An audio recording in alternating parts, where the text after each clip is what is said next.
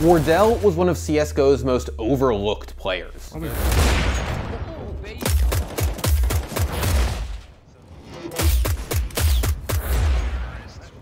Chance, he's seen the player come out. I was basically like blackballed from the CS Pro teams. Basically, nobody would want to pick me up. Exiled from CSGO, Wardell kept grinding until he finally found stardom in a new game. One enemy remaining. Using those smokes, just trying to just tailwind. Oh my god, all tail.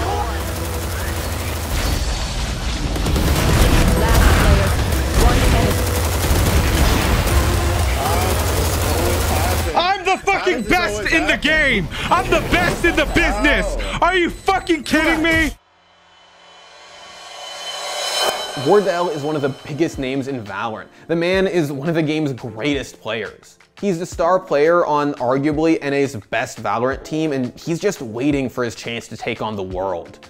But before Wardell was soaking up the limelight in Valorant, he was struggling to find a team in CSGO. Wardell started competing in CSGO in 2014 while he was still in high school, but he didn't really get noticed until 2016 when he joined B's Money Crew. They're gonna go quickly again, slowing it down a little bit, but there's Wardell. Somebody stop this guy, he's just gonna peek another one, give him 3, through the fire, why not? That's 4, let's make it an 8, I'm burning, I don't give it.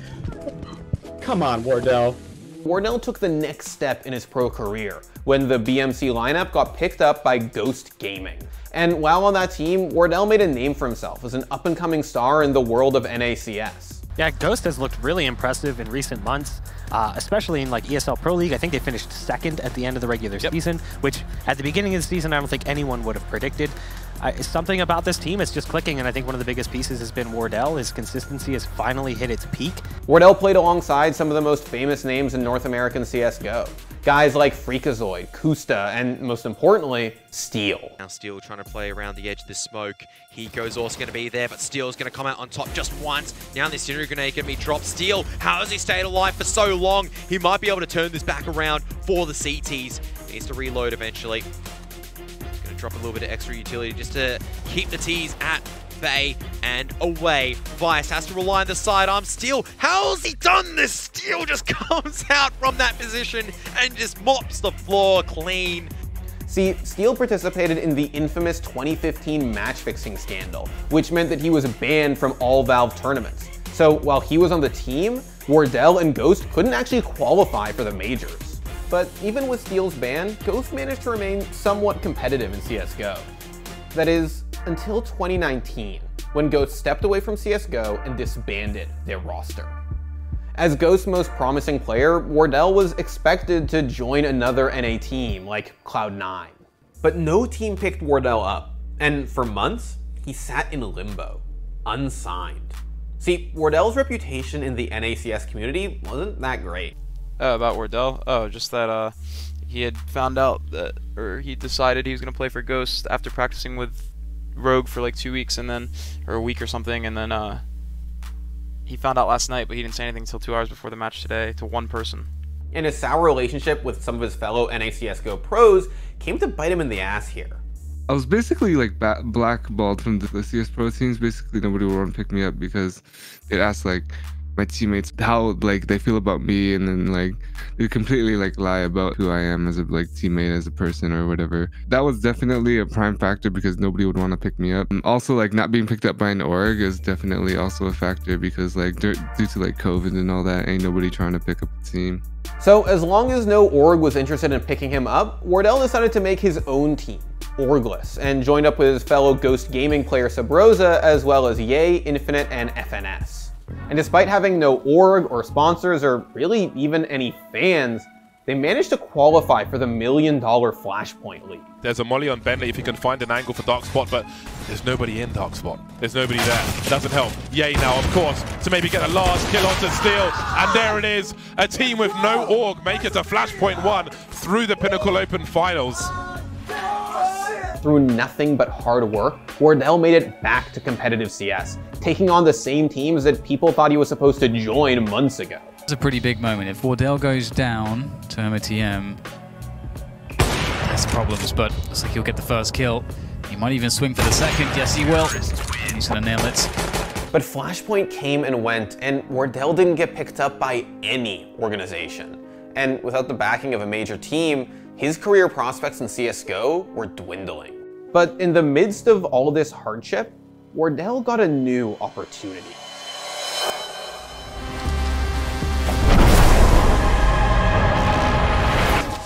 미안해서 어쩌나?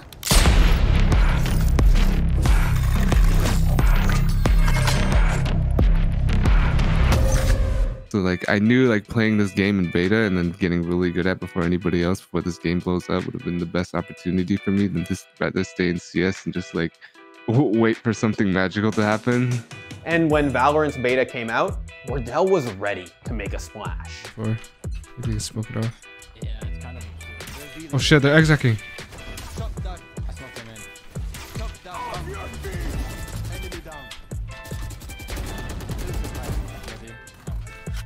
Just a few weeks into the beta, Wardell found his new team. Mousespaz was filled with former competitive CSGO players, and they were ready to take tournaments by storm. I think it's because we all had CSGO experience. Like this game requires a lot of CSGO experience, and then if you don't have CSGO experience, you're already behind everybody else. We all played pro before, so it's like super easy to mesh and like create strats and like bounce off each other. And it's the end of the line for Nerfed in this round. It is him against the world, but the world will crush him down. Boggs 13-9 makes Mousespaz your Valorant champions. And Mousespaz's success caught the eyes of one of North America's biggest esports teams, Team Solo Mid. I was really happy. I was like, wow, I've like finally made my goal for all these years, yo. Been doing it for 6 years, wanted to join a team like way before that. It's definitely amazing, yo, honestly. After years of grinding his ass off playing Tier 2 CS, Wardell was finally on a major organization, and he was ready to go on a rampage. One enemy remaining.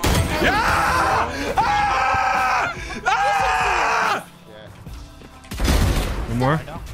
One enemy remaining. Flawless. Diamonds! Ah! Yeah, he's close. He's running in me. front of the smoke. One enemy remaining.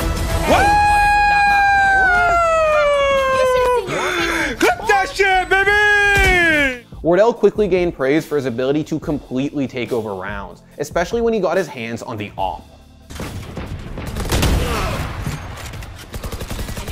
One, sir. Backside. Cage trigger. We have a 5. One enemy remaining. 4 out of 5.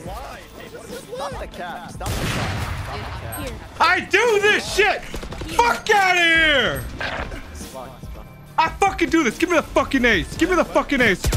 Give me that fucking ace, bitch! But despite all of their success, Wardell and TSM couldn't quite say they were the best team in NA. See, before they could call themselves that, they had one more opponent to beat. T1. Both. Another one. Another one of the paranoias come through. It's Smith versus Wardell, but Skadoodle clutches up and wins the game. And you breathe that sigh of relief, my friend. GG 13-10. What a final that was. T1 will come out on top and secure the win. Wow, what a game. What a battle. I was like super sad for a couple of days because I like blamed myself the entire time because there was a lot of rounds where I could have won it for us. T1's Valorant roster was made up of former competitive CSGO players, including 3 of the 5 members of the legendary iBuyPower roster, Brax, Skadoodle, and ACK. And after T1 beat TSM in the Twitch Rivals Valorant tournament, TSM was out for revenge. And TSM got their chance for vengeance just a few weeks later at the T1 Valorant Invitational. The tournament was part of Riot's Ignition series, a set of tournaments meant to kickstart Valorant's esports scene. As part of the Ignition series, the T1 Invitational offered the biggest prize pool out there for Valorant, $50,000, which meant that every major team would be in attendance, and TSM would be ready to play. Smoke is played right in front, Wardell. And wisely enough, they actually We're just going to drop that Molotov. So Wardell hanging out outside. You can get any kind of angle, but there's just so much smoke going on there. But Wardell still gets a kill through the plethora of smokes. And then it is just Drone with 3 to wrap up that round. Wardell's going to get the intel, finds one, maybe a second one too. Goodbye. And that is going to be the way you close that bad boy out. This is the option, and at this point, you're just going to try to look for some exits because you're fully blinded. Aftershock coming, Bolt Line coming through as well. He picks up the Phantom in the first headshot onto AZK. Actually, he's going to commit into this. Putting his smoke in the front of the site. There, you still have a dark cloud moving in, a dark cover inside the main site. Somehow that should have connected, and he does connect finally with the Ghost. Tapping on the spike. He does get the kill at the Brooks with that too. Does he have enough time for the fuse once again? And he will. Oh, what a clutch from Wardell. Goodness. As expected, TSM and T1 met in the grand finals. If TSM won this, they could truly call themselves the best team in NA. So basically there was like a lot of hype around their name and all that stuff. People would like come into my chat while I'm streaming and be like, yo, TM's gonna beat you, all that stuff. And it's like, you don't have a chance. Onto food, and Wardell still lingering outside. Nails another shot on the bracket. Where's what done? It ain't gonna matter. TSM are the first North American Ignition Series champions. TSM is the best Valorant team on the planet. I'm just gonna crown them right now. They come in. When we played them and we destroyed them, it was the best feeling ever. Like, I've never felt so like accomplished in my life. Like, I proved everybody wrong, and I proved to myself that we could be the best in the world. Right now, TSM are the kings of NA Valorant. In mid-August, they won FaZe Clan's $50,000 invitational, and the MVP of that tournament was none other than the op god himself, Wardell. Oh no! Oh no! The orbital strike forces them back. Okay, so now more delay, but they'll be back in here. They can heal. They will be fine, but it's a 2v3. Now it's going to be a 1v1. It's just up to Sick. He has been spectacular, but it's not going to matter because Wardell gets the final shot, and TSM are your FaZe Valorant Invitational champions. Wardell has made it. He was overlooked for years, but instead of giving in, he persevered. He kept on grinding until his chance for glory finally arrived. Well, I always look back on it and be like, wow, this is actually insane. I gotta like keep on going.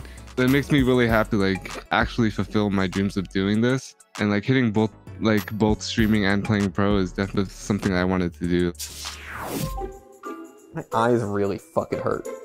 It is unbelievable. You know when they tell you to not look directly into lights? It's like you get a little bit of it and then your eyes are kind of like dazzled for a bit, but you stare at this thing for like 30 minutes and oh my God. Like how long have I been filming for? It's probably only been like 10 minutes. 9 minutes and 34 seconds is what that says. And my eyes are fucking killing me. I can't look at anything. I'm like actually blind. I'm gonna need glasses by the end of work from home.